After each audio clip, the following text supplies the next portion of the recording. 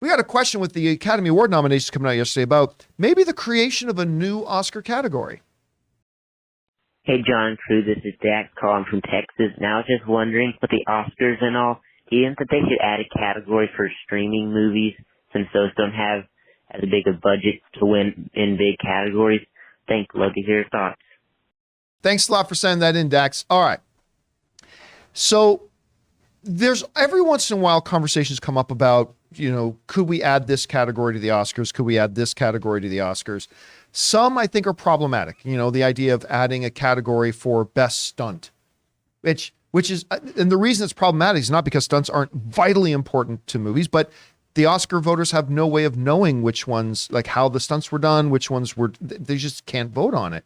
One that I think they should add, because it's a direct impact on the movie and what we see on screen, is casting. I think there should be an award for best casting.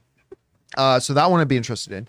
But we've heard the last couple of years, sometimes this idea floated about the idea, should there be a completely separate category for best streaming movie?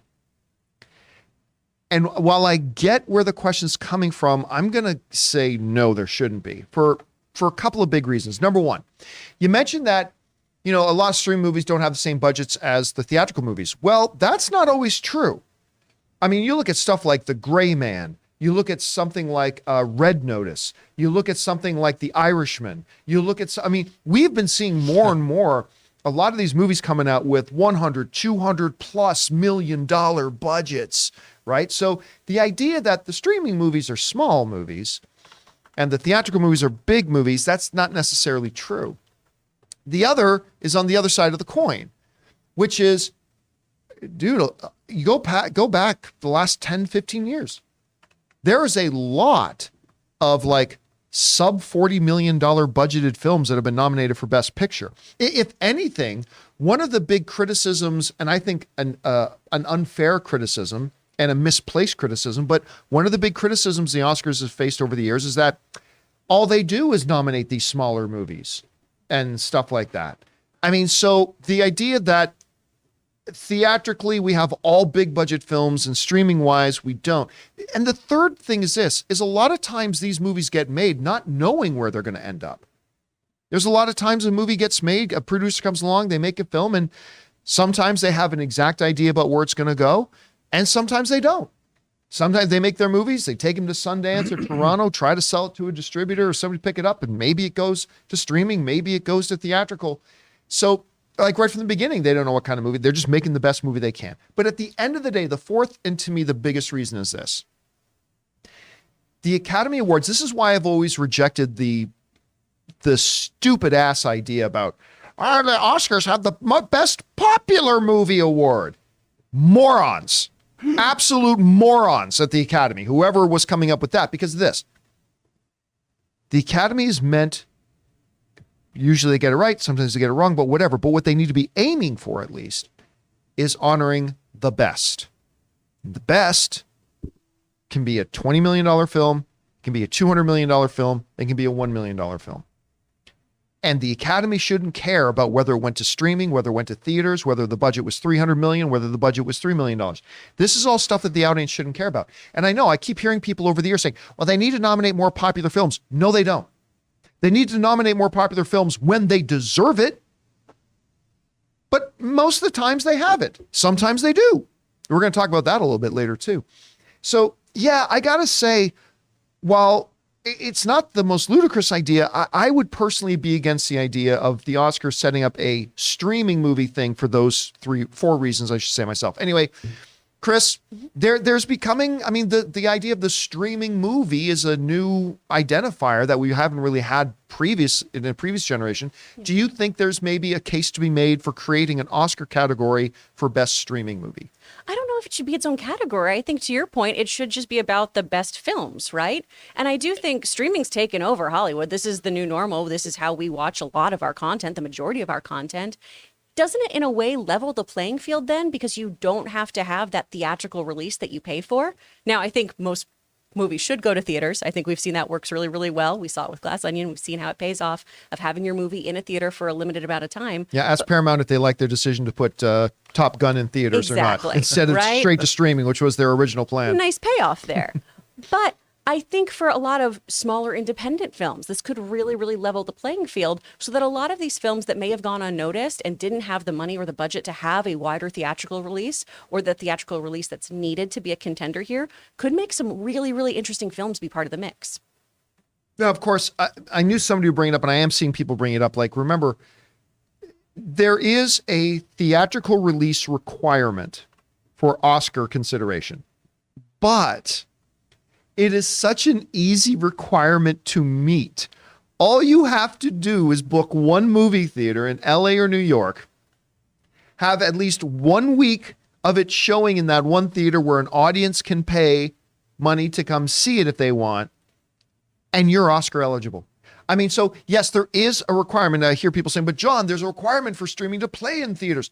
Yes, but it's a very, very, very, very easy, tiny, inexpensive thing that they have to do. You're some kid in Nebraska, though. What a lovely little way to get your film part of the Oscar contenders. Exactly. That's pretty cool. Oh, I put it on Amazon. Rob, I mean, we hear a lot every year, the ideas about the Oscars. Sometimes the ideas are adding a categories. Is there a case to be made for maybe including best streaming movie at the Oscars? I don't think so, only because a lot of the movies that we've seen, these smaller movies, win at the Oscars, like Coda, were independent movies that were acquired by streamers at various film festivals. So these were films that were made to be theatrical or whatever. You can't really control. And by the way, just playing at these film festivals often also qualifies your film for Oscar consideration. You don't even have to book a movie theater in LA or New York. Well, this erotic thriller, financial thriller movie called Fair Game that I can't, with Alden Ehrenreich, that has been getting great notices coming out of Sundance. Yeah, it just got purchased, I think, for $20 million. So that was a film that they didn't have. A lot of people don't understand when these lower budget movies get made, they do not have distributors. You know, it's a business. You make a product and you hope you get acquired by a bigger fish that will distribute your movie. So a lot of movies that are made, whether it's like a Coda or a Moonlight, I mean, some people, Apple might finance a movie, and that's one thing. But like Chris was saying, does it really matter where you see? I mean, like you said, you got to qualify. I do believe that movies should be seen on a big screen because I think there's something about a film and the effect on the audience. Something happens when you're seeing it on a big screen. Heartbreak feels better. It's just science. That's true. But yeah, so I don't mind that. But like you said, you can put in a qualifying run. You can four-wall it in one theater someplace. But I do think the best movies, regardless of where they play, should be in consideration for the Academy Awards. And we're over the last 20 years, we've seen things shift over to streaming. But you know what? And everyone talks about, well, you know, no one's seen these movies yet.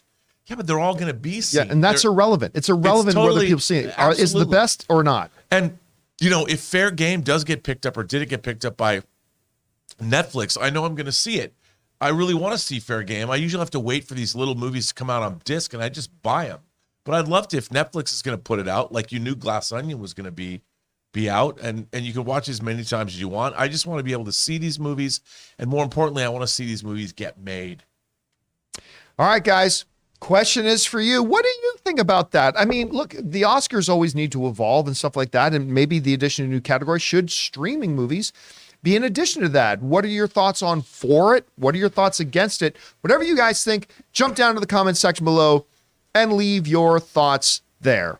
Guys, we want to thank a sponsor of this video, Mint Mobile. If saving more and spending less is one of your top goals for 2023, why are you still paying insane amounts of money every month for your phone bill? Switching to Mint Mobile is the easiest way to save money this year. As the first company to sell premium wireless service online only, Mint Mobile lets you order from home and save a ton, with phone plans starting at just $15 a month. Guys, I have told you before that when I was on one of the major phone carriers, I was spending literally 3 times as much every month, and switching to Mint Mobile couldn't have been easier. So for people just looking to save some extra money this year, Mint Mobile offers premium wireless for just $15 a month. All plans come with unlimited talk and text plus high-speed data delivered on the nation's largest 5G network. You can use your own phone with any Mint Mobile plan and switch easily in just minutes with eSIM. To get your new wireless plan for just $15 a month and get the plan shipped to your door for free, go to mintmobile.com/Campea. That's mintmobile.com/Campea. Cut your wireless bill to just $15 a month at mintmobile.com/Campea.